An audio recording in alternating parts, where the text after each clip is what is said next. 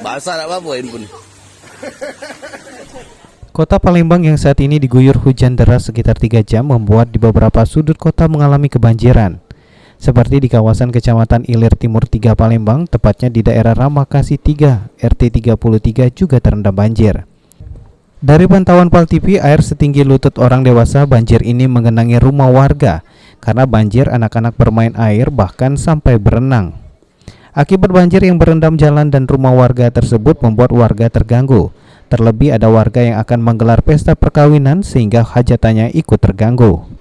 Menurut warga, banjir ini terjadi karena ada pendangkalan di dam. Hal ini telah lama diberitahukan ke pihak pemerintah setempat, tapi tidak ada tanggapan.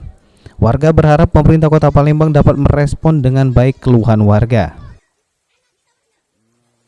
Dari jam berapa tadi, Kak? Dari jam subuh Dari subuh. Dari jam 3-an hujan. Kalau hujan deras itu emang banjir kalau di sini. Iya. Kalau dam di belakang kayak mana, Kak? Emang itu suruh itu perlunya dibuang berkeruk itu tuh. Damnya dangkal gitu. Dangkal daman tuh. Tolonglah pemerintah perhatikan daman belakang tuh.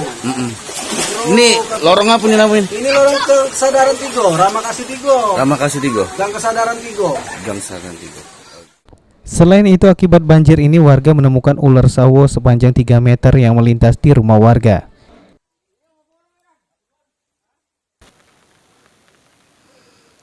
Dapat saya laporkan pemirsa Pal TV, sekarang saya sedang berada di kawasan Kecamatan Ilir Timur 3, persisnya di lorong Ramakasih 3, di mana di daerah sini telah banjir sekitar mulai dari jam 3 subuh tadi sampai sekarang. Kondisi keadaan di sekitar sini masih banjir, di mana dapat kita lihat di lorong-lorong di belakang, bahkan ada juga yang mau melaksanakan pernikahan juga mengalami kesulitan terhadap banjir ini.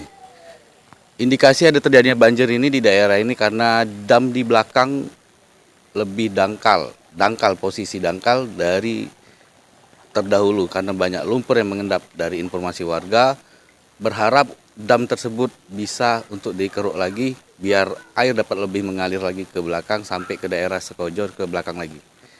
Sekian saya laporkan. Seri Febriandi, Cek Dep, Pal TV.